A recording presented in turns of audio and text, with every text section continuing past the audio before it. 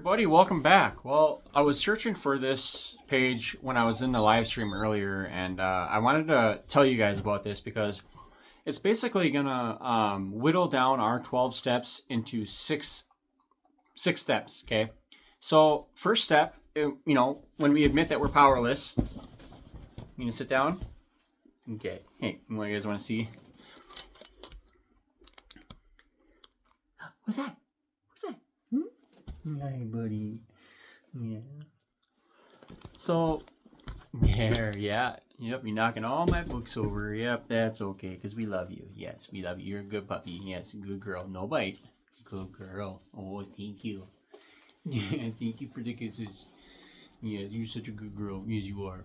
Yes, you are. Always paying attention. Yes, you are. Yep, you are. You want to read some of my book? This is why we got this animal. This is why we got this animal. I just come in off my bike, off my motorcycle. I went over to a friend's house to try and fix the brake housing regulator dealio, and unable to weld it. It's too small, it's too little, too fragile. So I needed to order a new part.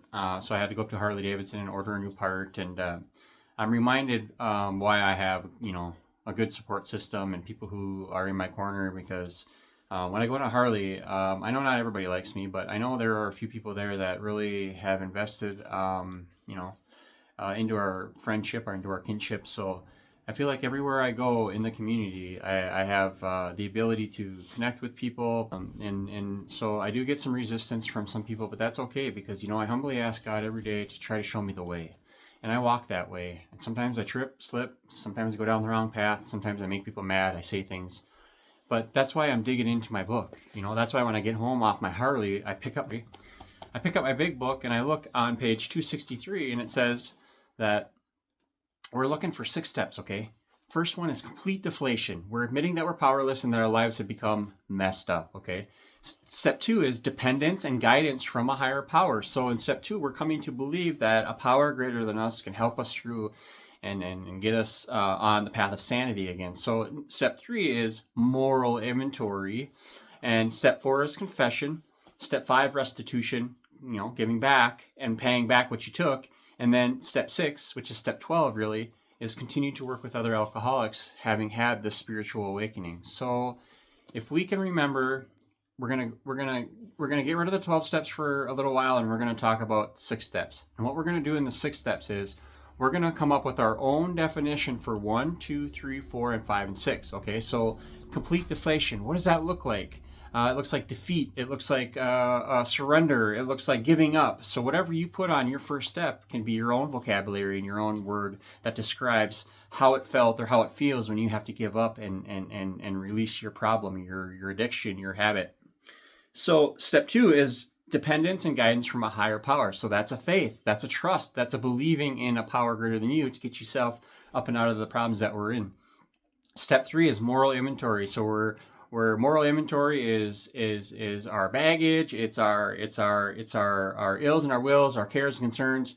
It's all the things that we get down that we're going to need to go look through and dissect and figure out where we need to make amends, where we need to have restitution, which is the 5th step here.